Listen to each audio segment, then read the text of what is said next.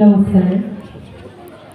অপি স্বৰ্ণময়ী লংকা নৌমি লক্ষ্মণ ৰুষতে জননী জন্মভূমিস্ব স্বৰ্গদেৱী গঢ়ি আছিল। জননী আৰু জন্মভূমিক অধিক ভালপোৱা সোণৰ লংকাতকৈও অধিক শ্ৰদ্ধা আৰু স্নেহেৰে আদৰি লোৱা শ্ৰীৰামচন্দ্ৰৰ চৰণত প্ৰণাম জনাইছোঁ। মঞ্চত উপবিষ্ট আজি এই বিশেষ অনুষ্ঠানৰ সভাপতি শ্ৰদ্ধাৰ অজিত মালাকাৰ দেৱক শ্ৰদ্ধা জনাইছোঁ। আজিৰ নিৰ্দিষ্ট বক্তা হিতেশ্বৰ চক্ৰৱৰ্তী ডাঙৰীয়া আৰু ৰাজু গুপ্তা ডাঙৰীয়া। শ্ৰদ্ধা জনাইছোঁ মঞ্জিত দা প্ৰমুখ্যে আজিৰ এই বিশেষ সন্মিলনৰ আয়োজকসকলক আৰু মোৰ আন্তৰিক স্নেহ আৰু শ্ৰদ্ধাৰে আপোনালোক সকলোৰে ওচৰত বক্তব্য ৰাখিবলৈ আগবাঢ়িছোঁ। মই প্ৰণামিকা শৰ্মা।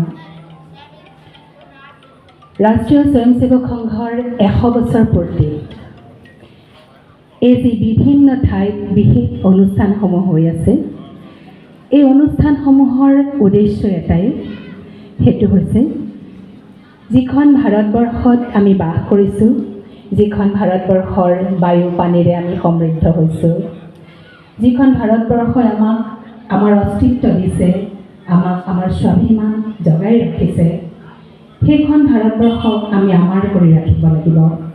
সনাতনী সংস্কৃতি, সনাতনী পৰম্পৰাৰে এইখন ভাৰতবৰ্ষক আমি পুনৰ জীয়াই তুলিব লাগিব, বিশ্বগুৰুৰ আসনলৈ লৈ যাব লাগিব। পৰম পূজনীয় মোহন ভাগৱতজীয়ে এখন সক্ষম, সমৃদ্ধ আৰু সংগঠিত ভাৰতবৰ্ষৰ বাবে সমাজত 5টা পৰিৱৰ্তনৰ কথা উল্লেখ কৰিছে। আৰু আজি এই 5টা পৰিৱৰ্তনৰ বিষয়ে আপোনালোকক অকণমান মোৰ সামৰ্থ্য অনুসৰি ক'বলৈ মই ইয়ালৈ আহিছোঁ। পঞ্চ পৰিৱৰ্তন। এই যি 5টা পৰিৱৰ্তন নতুনকৈ এই শব্দটো কোৱা হৈছে, আচলতে এই শব্দটো আমাৰ সমাজৰ মাজত থকা, আমাৰ ভিতৰত থকা শব্দই। 5টা পৰিৱৰ্তন, এই 5টা শব্দ আমাৰ অচিনাকি নহয়। প্ৰথমটো হৈছে সামাজিক সমৰকতা, সামাজিক সমতা। দ্বিতীয়টো হৈছে পৰিৱেশ সংৰক্ষণ। তৃতীয়টো হৈছে স্বদেশী জাগৰণ বা স্ব অনুশীলন। চতুৰ্থটো হৈছে কুটুম্ব প্ৰবোধন বা পৰিয়ালত সংস্কাৰ। আৰু পঞ্চমটো হৈছে নাগৰিকৰ কৰ্তব্য।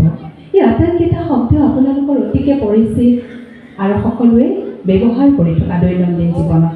তথাপিতো কিয় আমাৰ পৰম পূজনীয় মোহন ভাগৱতজীয়ে এই 5টা শব্দৰ লগত এই নতুনকৈ 100 বছৰ পূৰ্তিত তেওঁ কিয় অনুভৱ কৰিছে যে এই 5টা শব্দ আমাৰ সমাজৰ মানুহখিনিৰ মাজলৈ পুনৰবাৰ লৈ যাব লাগে, আৰু এই 5টা শব্দৰে, এই 5টা পৰিৱৰ্তনেৰে সমাজতে পৰিৱৰ্তন আৰু জাগৰণ আনিব লাগে।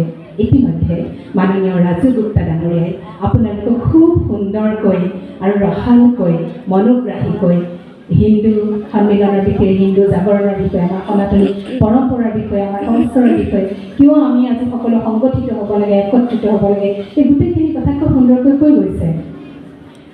মই মাত্ৰ এই 5টা পৰিৱৰ্তনেৰে অকণমান তাৰ লগত সংগতি ৰাখি ক'ব খুজিছোঁ। সামাজিক সমতা, এইটো কথা আমাৰ মনৰ ভিতৰত থকা কথা, কিন্তু ব্যৱহাৰিক জীৱনত আমি কমকৈ পালন কৰোঁ। এটা খুব সঁচা কথা, সামাজিক সমতা মানে কি? আমি কাৰ মাজত, কোনখন সমাজত কাৰ সৈতে সমতা ৰাখিম? জাতি, ধৰ্ম, ভাষা নিৰ্বিশেষে, উচ্চ নিচ নিৰ্বিশেষে। ঘৰখনৰ মালিকগৰাকী যেনেকুৱা, ঘৰত কাম কৰা বাইগৰাকীও তেনেকুৱা। অফিচ এটাৰ শীৰ্ষস্থানত থকা, নেতৃত্বত থকা গৰাকী যেনেকুৱা, সেই অফিচটোৰে 4ৰ্থ শ্ৰেণীৰ কৰ্মচাৰীজনো তেনেকুৱাই, একেই। অৰ্থাৎ আমাৰ কামৰ পাৰ্থক্য আছে, আমাৰ ব্যক্তিত্বৰ পাৰ্থক্য আছে, কিন্তু আমি যি মানৱীয়তাৰে এজনে আনজনৰ সৈতে আছোঁ। মই শিক্ষয়িত্ৰী, মই যিখন চকীত বহি ছাত্ৰক পঢ়াওঁ, ছাত্ৰ সেইখন চকীত বহিব নোৱাৰে। সেইটো সামাজিক অসমতা নহয়। মোৰ বিদ্যালয়ৰ হেডছাৰে যিখন চকীত বহি বিদ্যালয়খন চলাই আছে, মই তেওঁৰ চকীখনত বহি স্কুলখনত শিক্ষাদান কৰিব নোৱাৰোঁ। সেইটো অসমতা নহয়, কিন্তু তেওঁৰ আৰু মোৰ লগত যিটো সম্পৰ্ক, আমাৰ স্কুলখনৰ চকীদাৰগৰাকীৰ লগত মোৰ যিটো সম্পৰ্ক, সেই আত্মীয়তাটোত সমতা ৰাখিবলৈ কোৱা হৈছে। মোৰ ঘৰখনত মই ৰাতিপুৱাৰ পৰা যিখিনি কাম কৰোঁ, সেই কামখিনিত সহায় কৰি দিয়া মোৰ ঘৰলৈ অহা বাইগৰাকী, মই একেই চকুৰে একেই মৰমেৰে চাব লাগিব। মই যি খাদ্য খাইছোঁ যদি দিব খোজোঁ তেওঁকো তাৰে অলপ দিব লাগিব, পেলনীয়াখিনি নহয়। মই যিদৰে মোৰ সমাজত যিধৰণে মই আজি এইখন সমাজত আমাক এই যিগৰাকীয়ে লাইট ঠিক কৰি দি আছে, মাইকৰ এইখিনি ঠিক কৰি দি আছে, আৰু কেইগৰাকী আজি সভাপতি হৈ বহিছে, যিগৰাকী লোকক হিচাপে আহিছে, আপোনালোক সন্মানীয় দৰ্শকসকল, আমাৰ এই সকলোৰে মাজত এটা সমতা আছে, এটা মিল আছে। আমাৰ কামৰ পাৰ্থক্য আছে, কিন্তু আমাৰ সমতাটো হৈছে আমি সকলোৱে সমান। কোন ক্ষেত্ৰত? আমি সকলোৱে একে মানৱতাৰে একে মানৱীয় গুণেৰে ভৰি আছোঁ। আমি ইজনে সিজনক কোনোবা এজন নিজ ধৰ্মৰ বুলি, কোনোবা এজন নিজ জাতিৰ বুলি, কোনোবা এজন নিজ পদবীৰ বুলি আমি তেওঁক নিচত ৰাখিব নালাগিব। এতিয়াৰ উদ্দেশ্যটো হৈছে যদি আমি এখন সক্ষম, সমৃদ্ধ আৰু সংগঠিত ভাৰতবৰ্ষ গঠন কৰিবলৈ চাওঁ, মই অকলে গ'লে নহ'ব। অফিচাৰজন দৌৰি দৌৰি গ'লে ভাৰতবৰ্ষত সেই সমতা নাহিব। এখন সংগঠিত, সমৰ্থ আৰু সমৃদ্ধ ভাৰত গঠন নহ'ব। লগত সকলোকে লৈ যাব লাগিব। সামাজিক ক্ষমতাৰে সকলোকে একেলগে লগত লৈ গ'লেহে ভাৰতবৰ্ষৰ উন্নতি হ'ব।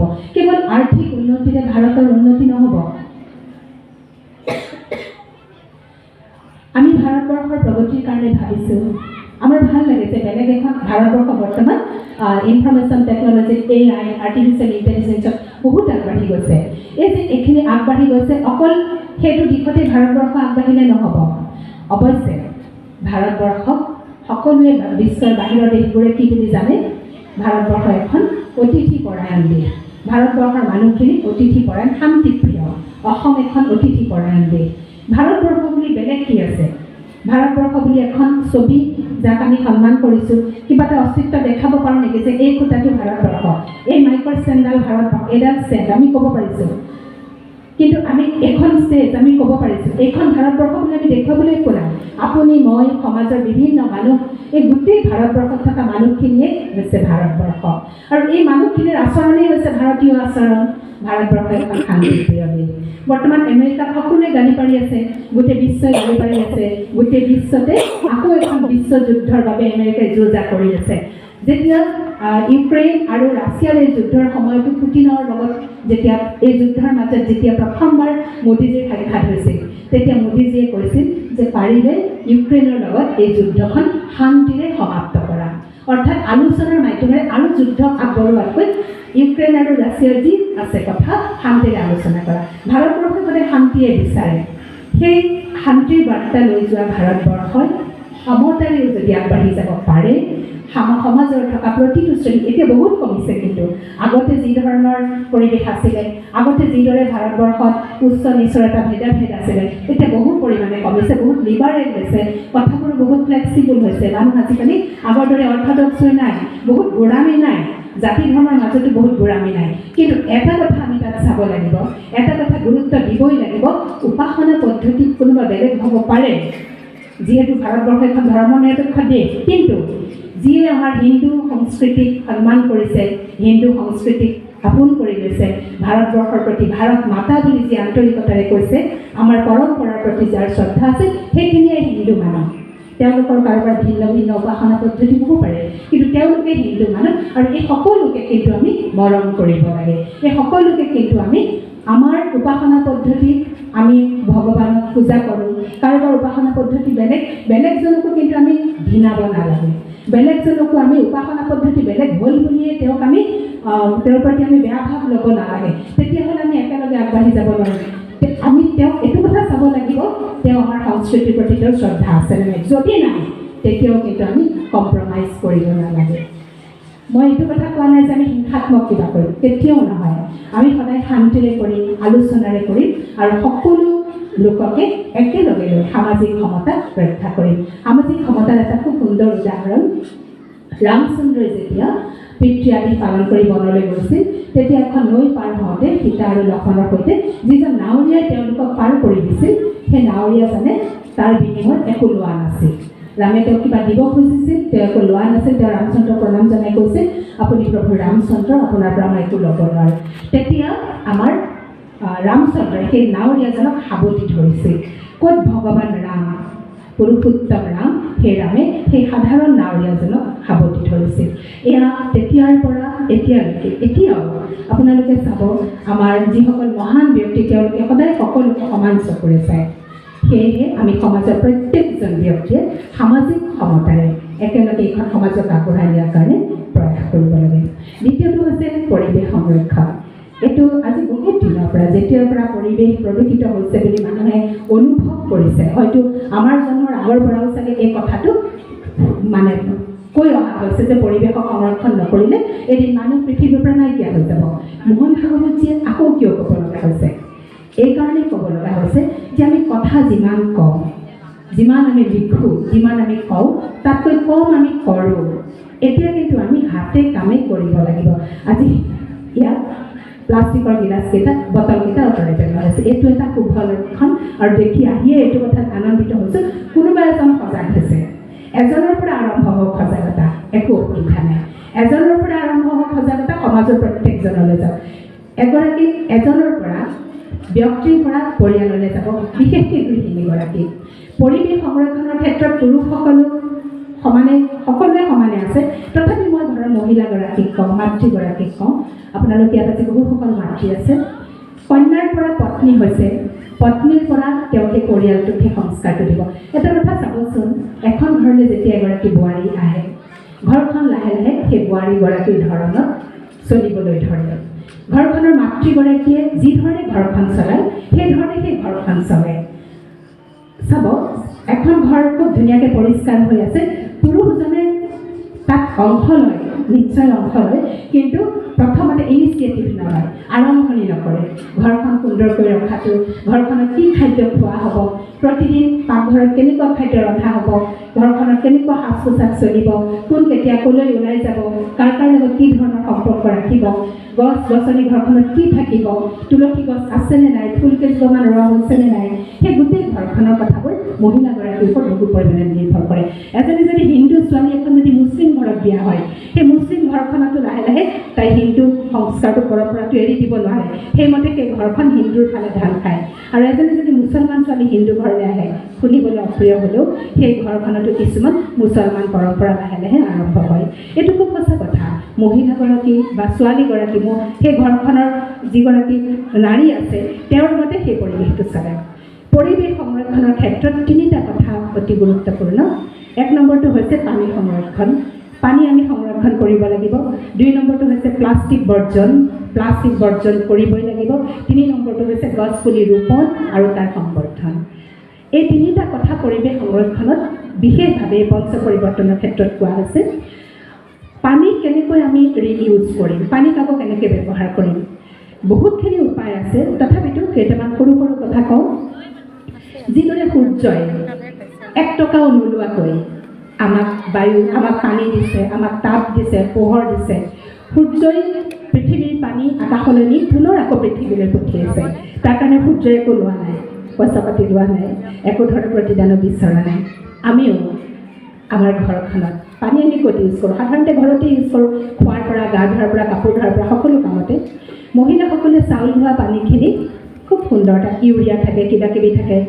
সেই পানীখিনি মহিলাসকলে ফুলত দিব পাৰে, শাক পাচলিত দিব পাৰে, এখন ধুনীয়াকৈ কিটচেন গাৰ্ডেন পাতিব পাৰে। সৰুকৈ নিজৰ পাকঘৰটোৰ লগতে 4টা টাবত এটা পদিনা, এটা জলকীয়া, একদম সৰু সৰু কথা সেইধৰণে কৰিব পাৰে আৰু তাত সেইখিনি দিব পাৰে। সেই পানী তাত ব্যৱহাৰ কৰিব পাৰে। কাপোৰ ধোৱা পানীখিনি তেনেকৈ ব্যৱহাৰ কৰিব পাৰে। ঠিক তেনেকৈ পানীৰ পুনৰ ব্যৱহাৰ কৰা আৰু বহুকেইটা ব্যৱস্থা আছে।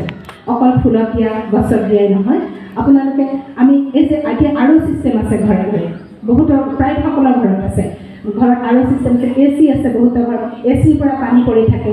আৰ অ' ছিষ্টেমটোত পানীৰ ফিল্টাৰটোত কি হয়, পানী এটাত এভাগ পানী বাহিৰলৈ গৈ থাকে। সেই পানীখিনি আমি সংৰক্ষণ কৰি ৰাখিব পাৰোঁ আৰু আন এটা কামত ব্যৱহাৰ কৰিব পাৰোঁ। কাপোৰ ধোৱা কামত, বাচন ধোৱা কামত, এনেকৈ আমি পানী পুনৰ ব্যৱহাৰ কৰা আৰু বিশেষকৈ পানীক আমি ৰক্ষা কৰা। কিমান পানী পৰি আছে, টেপটো খোলোতে কিন্তু আমি সাৱধান হ'বৰ কাৰণে হৈ গ'ল। পানীক আমি বচাব লাগিব। টেপটো খোলোতে কিমানকৈ খুলিম, বাচন ধোতে কিমান জোৰত টেপ খুলিম, গা ধোতে কিমান পানী বাল্টিৰে বাগৰি ফুৰিব, কাপোৰ ধোতে কিমান পানী এক্সট্ৰা ইউজ কৰিলোঁ, এই কথাটো কিন্তু প্ৰত্যেকগৰাকী মহিলা সজাগ হ'ব লাগিব। আৰু পুৰুষসকলেও নিজে যিবোৰ ক্ষেত্ৰত পানী ব্যৱহাৰ কৰে, বাটে ঘাটে য'তে টাইপ ক'ৰবাত খোলা আছে, পানী ক'ৰবাত এনেই নষ্ট হৈ আছে, এই পানী আমি সংৰক্ষণ কৰিব লাগিব। প্লাষ্টিক বৰ্জনটো এটা খুব দৰকাৰী কথা মোৰ পৰা আৰম্ভ হ'ব লাগিব, আপোনাৰ পৰা আৰম্ভ হ'ব লাগিব। প্লাষ্টিক বৰ্জন কৰি আপুনি কেনেকৈ বৰ্জন কৰিব?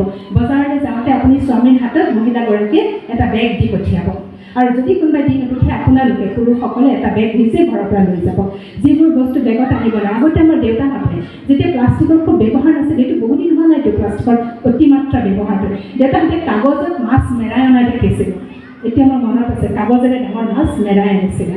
তেনেকৈ আমি প্লাষ্টিক বৰ্জন কৰিব পাৰোঁ। ধৰি লওক ঘৰলৈ প্লাষ্টিক আহিল, বিভিন্ন প্ৰকাৰে ঘৰলৈ প্লাষ্টিক আহে, সেই প্লাষ্টিকসমূহ ইক'ব্ৰিক ছিষ্টেমত আমি সংৰক্ষণ কৰি ৰাখি ইক'ব্ৰিক কৰি পেলাই বিভিন্ন আকৌ নতুন কিবা কামত ব্যৱহাৰ কৰিব পাৰোঁ। বাহিৰলৈ পেলাই নিদিব। ঘৰলৈ অহা প্লাষ্টিকটো যদি বাহিৰলৈ উলিয়াই দিওঁ, সি পৰিৱেশত আৰু বিনষ্ট কৰিব, পৰিৱেশ নষ্ট কৰিব, প্ৰাকৃতিক পৰিৱেশটো নষ্ট কৰিব। তেনেকৈ গছ ৰোৱাটো, গছে আমাক কি দিছে আৰু আপোনালোককতো ক'বই নালাগে। গছে আমাক উশাহ দিছে, আমি গছক উশাহ দিছোঁ। গছৰ নিশাহেৰে আমি উশাহ লৈছোঁ, আমাৰ নিশাহেৰে গছে উশাহ লৈছে।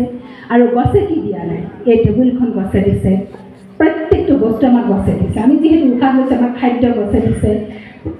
গছ আছে বাবে বৰষুণ হৈছে, পানীও গছে দিছে। গছে সকলোখিনি দিছে, খাদ্যৰ পৰা পিন্ধা উৰাৰ পৰা আমি ব্যৱহাৰ কৰা বস্তুৰ পৰা প্ৰত্যেকটো বস্তু আমি গছৰ পৰা পাইছোঁ। গছ আমি ৰুম, আৰু ৰুই সেই ঠাইতে গছ এৰি থৈ নাযাওঁ। গছক আমি কি কৰিম? তাক ডাঙৰ হোৱালৈকে আমি অকণমান যত্ন লওঁ। এইটো কথা মন কৰিব। প্ৰত্যেক বছৰ 5 জুনত কিমান গছ পুলি ৰোৱা হয় আৰু ফটো তোলা হয়, আৰু ফটোবোৰ ফেচবুকত দিয়া হয়, ছ'চিয়েল মিডিয়াত দিয়া হয়। তাৰপিছত সেই গছ পুলি লৈ ৰোৱাসকলে 98% আৰু ঘূৰি নাচায়। আকৌ পিছৰ বছৰ অতি নিৰ্লজ্জভাৱে সেই ঠাইতে গছ পুলি ৰুৱে, আকৌ সেই ঠাইত ফটোকে দিয়ে। আৰু আমি মোৰ চকুত পৰে, যিকেইজনে বিভিন্ন পৰিৱেশৰ সংস্থা আছে বৰ্তমান, মই কিমান তাৰ লগত জড়িত আছোঁ, মই দেখি হাঁহি উঠে। একেখিনি ঠাইতে তেওঁ আগৰ বছৰ ৰোৱা গছপুলিটো কি হ'ল তেওঁ নাজানে, সেই বেনাৰতে সেই একে ঠাইতে কেইজোপামান গছ থাকেইতো, অলৰেডি কেইজোপামান ডাঙৰ ডাঙৰ গছ থাকে, সেই গছ কেইজোপা সাক্ষী হৈ থাকে। আৰু তাতেই আকৌ সেই সাক্ষী হৈ থকা গছজোপাৰ কাষতে আকৌ এটা পুলি ৰুই থৈ যায় পিছৰ বছৰ। এইবিলাক হাঁহি উঠা কথা। মোহন ভাগৱতীয়ে কথাবোৰ উপলব্ধি কৰিছে আৰু কৈছে যে পঞ্চ পৰিৱৰ্তনত প্ৰকৃতি সংৰক্ষণটো আপোনালোকে ৰাখিবই লাগিব। প্ৰকৃতিক যদি সংৰক্ষণ কৰি আমি নাৰাখোঁ, তেতিয়াহ'লে আমিও নাথাকিম। আমি গছৰ মালিক নহয়তো, প্ৰকৃতিৰ আমি মালিক নহয়, আমি সংৰক্ষণ। আমি আমাৰ পিছৰ জেনেৰেশ্যনক প্ৰকৃতিক দিব লাগিব। সিহঁতক জীয়াই ৰাখিবৰ কাৰণে আমি আমাৰ প্ৰকৃতিক ৰাখিব লাগিব। সেয়েহে প্ৰত্যেকেই সজাগ হ'ব পৰিৱেশ সংৰক্ষণৰ ওপৰত। তাৰপিছতো হৈছে স্বদেশী জাগৰণ বা স্ব অনুশীলন। এটা খুব চেঞ্চিটিভ সংবেদনশীল কথা। স্ব অনুশীলনটো কি?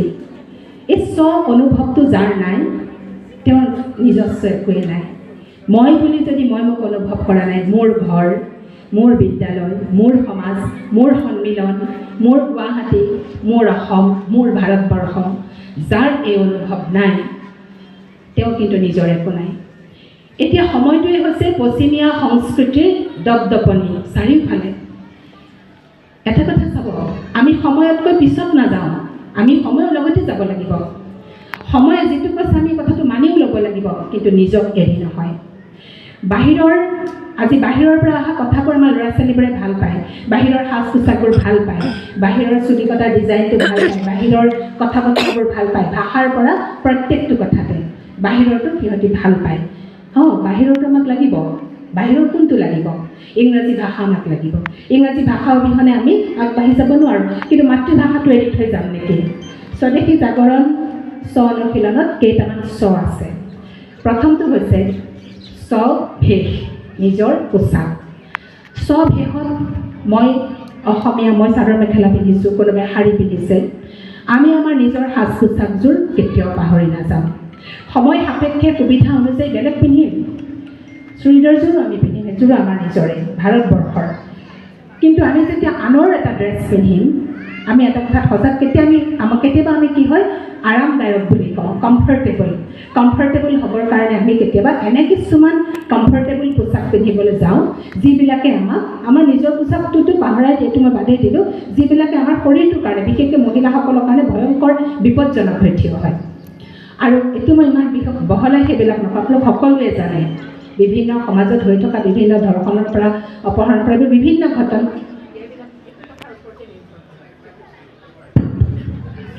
এতিয়া কথাটো হৈছে এই যে আমি আমাৰ নিজৰ পোচাকযোৰ পিন্ধিম, সময় সাপেক্ষে কেতিয়াবা আমি আনৰ পোচাকো পিন্ধিম, শালীনতা ৰক্ষা কৰি পিন্ধিম, কিন্তু আমি আমাৰ নিজৰ পোচাক, আমাৰ নিজৰ বৃত্তি পৰম্পৰাসমূহ আমি কেতিয়াও পাহৰি নাযাওঁ।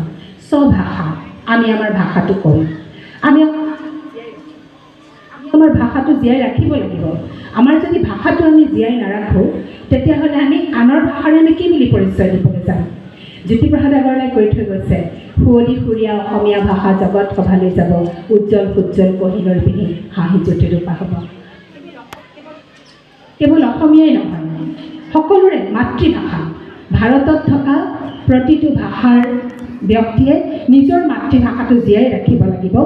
আমি যেতিয়া বাহিৰলৈ যাম, আমি ভাৰতৰ বাহিৰলৈ যাম, যাওঁতে আমি কি লৈ যাম? চববোৰ যদি বেলেগৰে লৈ যাওঁ, আনৰ কাপোৰ পিন্ধি গ'লোঁ, আনৰ ভাষাটো ক'লোঁগৈ, আনৰ সংস্কৃতি পৰম্পৰাৰে তাতে চিনাকিটো দিলোঁ, মোৰ কি লৈ গ'লোঁ? ভাৰতৰ কি থাকিল? অসমৰ কি থাকিল? মোৰ পৰিচয় কি থাকিল? নিজৰ অস্তিত্ব হেৰুৱাই আমি কেৱল আনৰ বিলাকেদি আমাৰ পৰিচয় হৈ যাম নেকি কেতিয়াবা? সেইকাৰণে আমাৰ ভাষা প্ৰয়োজন সাপেক্ষে আমি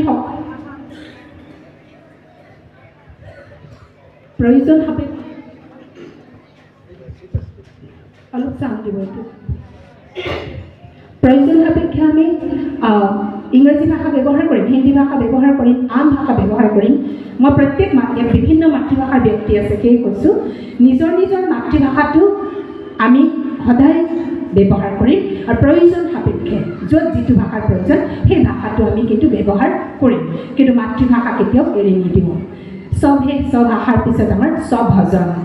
স্বভজন মানে ইয়াত কি কোৱা হৈছে? আমাৰ নিজৰ গীত মাত, আমাৰ সংস্কৃতি, আমি কোনখিনি আজি ইয়াত ইমান ধুনীয়া এটা বিহু নৃত্য প্ৰদৰ্শন হ'ল, মোৰ অকলে ভাল লগা নাই, আপোনালোকৰো কিমান ভাল লাগিছে।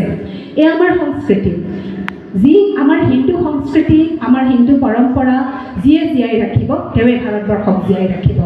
আৰু এখন তেনেকুৱা সুন্দৰ সমৃদ্ধ সক্ষম সংগঠিত ভাৰতবৰ্ষৰে সপোন দেখি আমি এই স্বদেশী জাগৰণ স্ব অনুশীলনৰ কথা কৈছোঁ। 5টা পৰিৱৰ্তনৰ ভিতৰত আমাৰ সংস্কৃতি জীয়াই ৰাখিবৰ কাৰণে আমি স্বভজন অনুসৰণ কৰিব লাগিব।